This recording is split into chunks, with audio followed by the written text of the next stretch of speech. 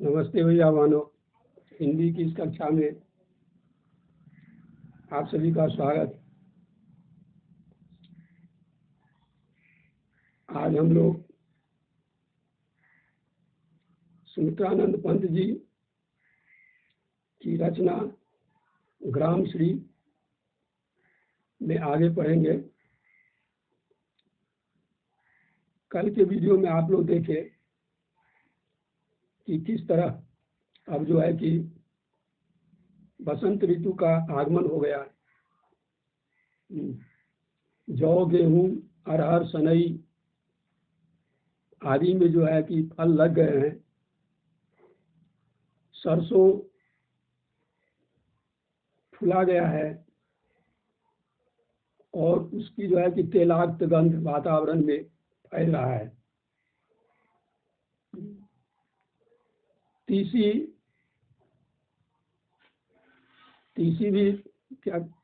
में भी फल लग गए हैं और उसकी जो नीलम जैसी कली है वह भी इन सब की भी झांक झांक के देख रही है। रंग के फूलों में हिलमिल कर मटर जो है कि सखी मटर भी हंस रही है और मखमली पेटियों में अपने जो है कि बीजों को छुपाकर मटर भी हंस रही है।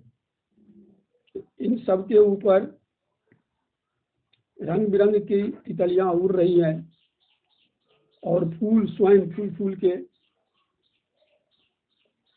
एक डाली से दूसरे डाली पर जो है कि झूल रहे हैं, गिर रहे हैं। अब कहता है कि अब रजत स्वर्ण मंजरियों से लद गई आम्र तरु की डाली, हो उठी कोकिला मतवाली, महके कटहल मुकुलित जामुन, जंगल में झरबेरी झूली, फूले आंदू नींबू दाढ़ी, आलू गोभी बैगन मूली। कहते हैं कि अब रजत स्वर्ण मंजरियों से लद गई आम्र तरु की डाली। रजत स्वर्ण मंजरियों से, यहाँ पर जो है कि जो आम में जो मंजर लग गए हैं, तो आम की जो मंजरियां हैं उसे कभी सोने चांदी की मंजरियां कहते हैं। कहते हैं कि आम की जो है कि डाली में, आम के पेड़ की डाली में सोने चांदी की मंजरियां लग गई है। यानी वो जो आम की जो मंजरियां हैं वे सोने चांदी के जैसे सुंदर है, चमकते हैं। कहते हैं कि झड़ रहे ढाक पीपल के दल।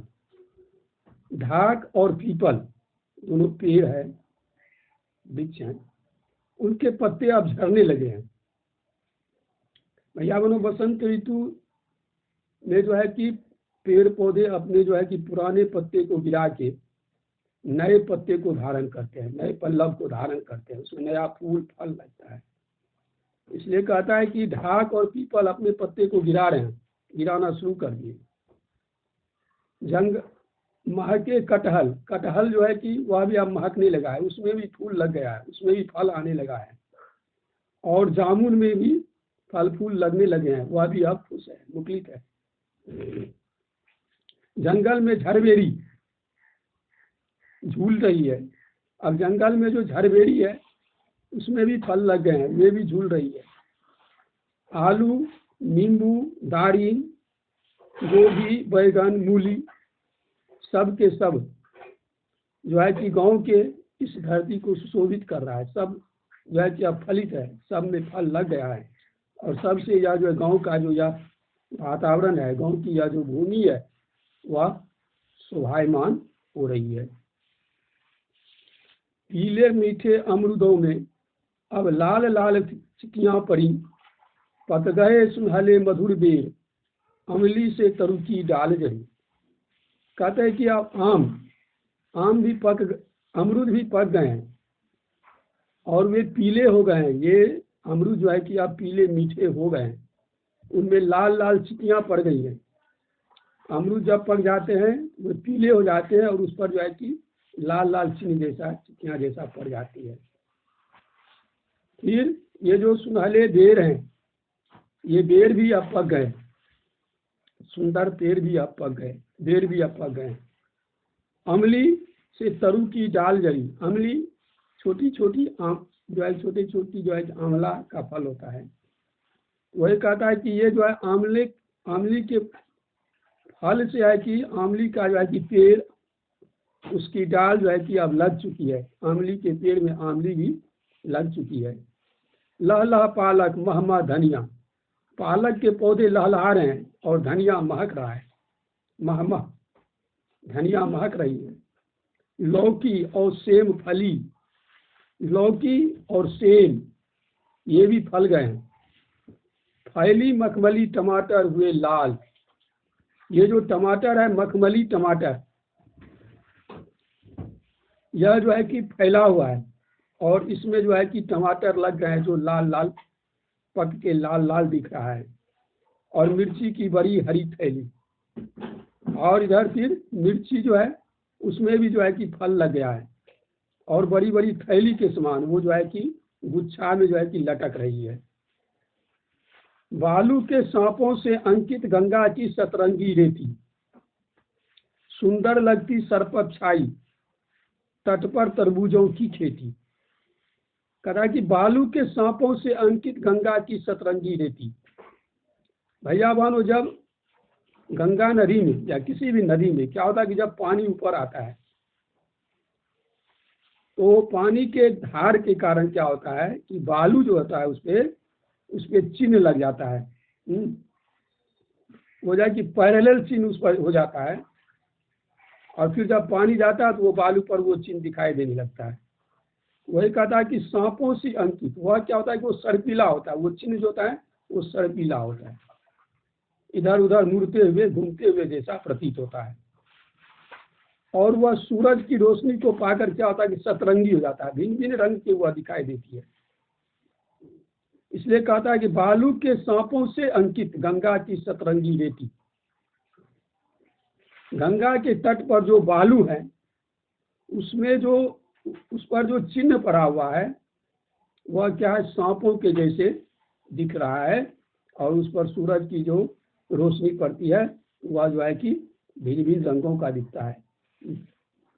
सुंदर लगती सरपत छाई। सरपत एक प्रकार का घास फूस होता है। वो सरपत जो है कि बहुत बड़ा बड़ा विशाल हो गया है और वो छाया हुआ है। वो बहुत अच्छा देखने में लगता है, सुंदर लगती है। और तट पर तरबूजों की खेती। और गंगा के तट पर जो तरबूज की खेती बहुत होती है। तरबूज, ककड़ी, ये सब जो है इस सब की खेती बालू वाले खेत में ही होती है। इसलिए कहता है कि गंगा के तट पे तरबूज की जो खेती है वह भी देखने को मिल रही है, वो भी बड़ा शोभायमान हो रही है। इधर उंगली की कंघी से बगुले कलंगी सवारते हैं। कोई तिरते जल में सुरखाव पुलिन पर मगरोथी रहती सोई। तो कहता है तब इधर जो बगुले हैं वो नदी के किनारे उस बालू पे बैठ के क्या करती है कि अपनी उंगलियों से अपनी कलगी को संवारती है, यानी अपने माथे को नोचती है, अपने पंजों से अपने माथे को नोचता है। इधर तिरते जल में सुरखा, और जल में जो है कि पानी में ये क्या कहते हैं कि चक्रवात पक्षी वो तैर रहा है। पानी में ये चरवाक पक्षी जो है यह तैर रहा है। और पुलिन पर मगरोथी रहती सोई, और पुलिन पर मगरोथी सोई रहती है। हसमुख हरियाली हिम आतप, सुख से अलसाए से सोई। भींगी अधियाली में निसी की, तारक स्वप्नों में से कोई। कहता है कि हसमुख हरियाली हिम आतप, ये जो हंसती हुई सी प्रतीत हो रही हरियाली है उस पर हिम की आतप, हिम मतलब वह सर्दी और आतप मतलब वह धूप। तो उस पर जो सर्दी की धूप पड़ रही है वो ऐसे लग रहा है जैसे सुख से वे दोनों अलसा कर सोए हुए। हसमुख हरियाली पे, हंसती हुई सी हरियाली पे सर्दी की जो धूप है वह इस तरह सुख से, इस तरह लग रहा है जैसे वे सुख से अलसा कर वहाँ सोए हो। भींगी अंधियाली में निशी की तारक स्वप्नों में से खोए। जैसे ये जो भींगी अंधियाली है, रात के समय ओस के गिरने से क्या होता है कि धरती भींग सी जाती है, पेड़ पौधों पर जाती ओस के यानी कण पड़ जाते, जिससे वो भींग सी जाती है। तो भींगी अंधियाली में निशी की, रात की ये जो भींगी अंधियारी है उस पे ये तारक जो है कि जैसे ताराएं जैसे खिले खिले रहते हैं, तो उसी तरह मानो कि वह जो हरियाली पर हिम आतप पड़े हुए हैं वो कैसा लग रहा है, तो जैसे रात का जो है कि तारा, रात के तारे जैसे वे स्वप्न में खोए हुए हैं। मरकत दिव्य सा खुला ग्राम, जिस पर नीलम नव आच्छादन, निरुपम हिमांत में स्निग्ध शांत, निज शोभा से रहता जनमन। मरकत के डिब्बे सा खुला ग्राम, मरकत का आता है पन्ना, एक प्रकार का रत्न होता है, वो हरा होता है। तो मरकत का जो डिब्बा होता है वो क्या होता है, वो खुला डिब्बा, वो पारदर्शी होता है, उसको वो खुला रहता है तो उसमें जो कुछ भी होता है वो स्पष्ट दिखाई देता है। तो इसी तरह कहता है कि ये जो गांव है या ग्राम क्या है कि मरकत के डब्बे के जैसा है, जो नीले नभ से आच्छादित है, जिस पर नीला गगन जो है कि जिसको ढके हुआ है। यह गांव क्या है कि मरकत के डिब्बे के जैसे खुला है, उसको हम कोई भी देख सकता है और उसमें जो कुछ भी है सबको देख सकता है। तो मरकत के समान यह खुले गांव, निरुपम नाउपम, जिसका कोई उपमा ही नहीं है, इतना सुंदर है वह। हिमांत में स्निग्ध शांत, मान लीजिए कि हिम का अब जो है कि अंत होने वाला है, सर्दी के अंत में वह स्निग्ध होकर, ठंडा होकर, शांत होकर के निज शोभा से, अपनी शोभा से क्या कर रहा है, हरता जनमन, लोगों के मन को हर रहा है।